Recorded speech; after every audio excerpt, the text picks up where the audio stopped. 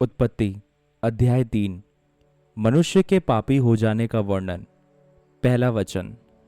यहोवा परमेश्वर ने जितने बनेले पशु बनाए थे उन सब में सर्प धूर्त था। उसने स्त्री से कहा, क्या सच है कि परमेश्वर ने कहा तुम इस वाटिका के किसी वृक्ष का फल न खाना? स्त्री ने सर्प से कहा, इस वाटिका के वृक्षों के फल हम खा सकते हैं, पर जो वृक्ष वाटिका के बीच में है उसके फल के विषय में परमेश्वर ने कहा है कि ना तो तुम उसको खाना और ना उसको छूना, नहीं तो मर जाओगे। तब इस सर्प ने स्त्री से कहा, तुम निश्चय ना मरोगे, वरन परमेश्वर आप जानता है कि जिस दिन तुम उसका फल खाओगे उस दिन तुम्हारी आंखें खुल जाएंगी और तुम भले बुरे का ज्ञान पाकर परमेश्वर के तुल्य हो जाओगे। अतः जब स्त्री ने देखा कि उस वृक्ष का फल खाने के लिए अच्छा और देखने में मन भाव और बुद्धि देने के लिए जाने योग्य भी है, तब उसने उसमें से तोड़कर खाया और अपने पति को भी दिया और उसने भी खाया। तब उन दोनों की आंखें खुल गईं और उनको मालूम हुआ कि वे नंगे हैं, इसलिए उन्होंने अंजीर के पत्ते जोड़ जोड़ कर लंगोट बना लिए। तब यहोवा परमेश्वर, जो दिन के ठंडे समय वाटिका में फिरता था, का शब्द उनको सुनाई दिया। तब आदम और उसकी पत्नी वाटिका के वृक्षों के बीच यहोवा परमेश्वर से छिप गए। तब यहोवा परमेश्वर ने पुकारकर आदम से पूछा, तू कहाँ है? उसने कहा, मैं तेरा शब्द बारी में सुनकर डर गया, क्योंकि मैं नंगा था, इसलिए छिप गया। उसने कहा, किसने तुझे बताया कि तू नंगा है? जिस वृक्ष का फल खाने को मैंने तुझे मना किया था, क्या तूने उसका फल खाया है?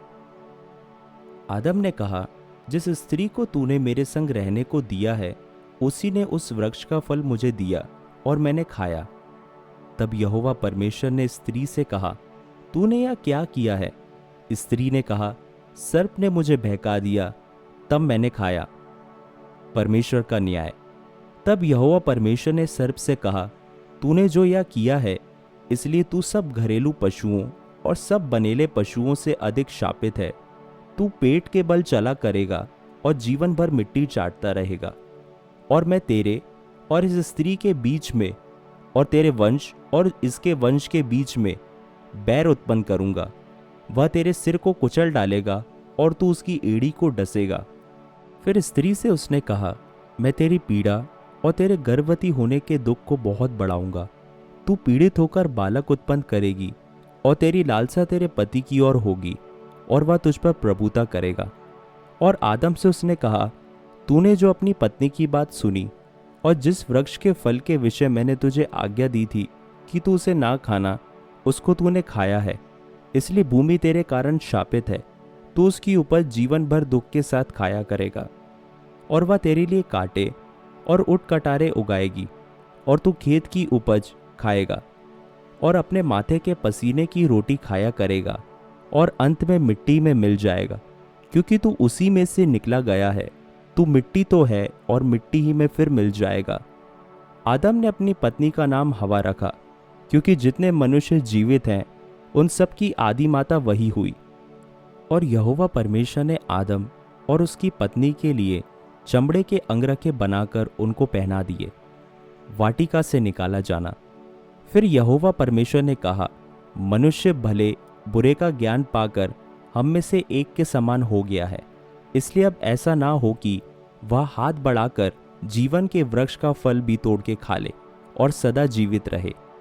इसलिए यहोवा परमेश्वर ने उसको अदन की वाटिका में से निकाल दिया कि वह उस भूमि पर खेती करे जिसमें से वह बनाया गया था।